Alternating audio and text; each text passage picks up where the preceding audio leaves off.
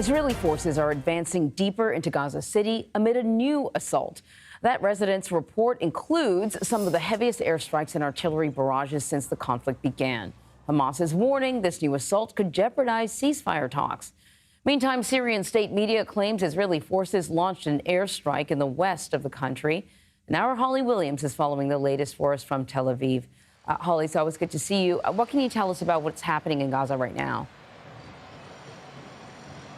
Good morning, Anne-Marie. Well, we're seeing reports of some neighbourhoods in Gaza City being bombarded from the air and coming under tank fire, as well as reports of at least 18 people killed. Thousands of Palestinians have apparently fled the area. Israel's military says that it's targeting militants. Now, Gaza City is actually in the northern part of the Gaza Strip, in an area that was thought to be largely cleared of militants in the early stages of the war after a mass evacuation order. I think this really illustrates a problem for Israel's military, which is pockets of resistance springing up in areas that have already been cleared. It's hardly surprising when you think that we know that Hamas have built this web of tunnels underneath Gaza.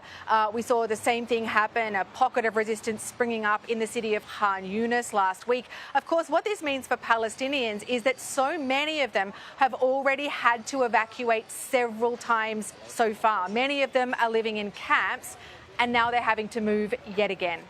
So how is this impacting the ceasefire negotiations? We know what Hamas said, but it seems like no matter what, these negotiations, it's like there's always a reason for them to go into stall mode.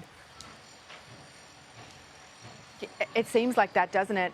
We've heard from a senior Hamas official who said that the latest assault could, quote, reset the negotiations to square one.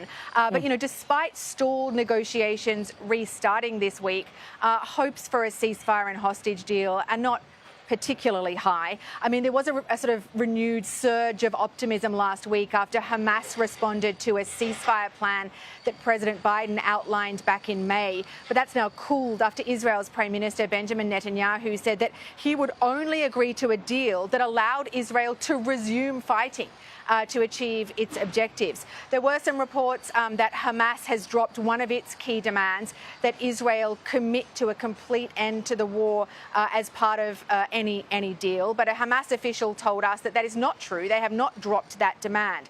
Now, despite all of that, the CIA director, William Burns, is here in the Middle East for meetings this week as the US continues to push for that elusive ceasefire and hostage deal. All right, Holly, thank you.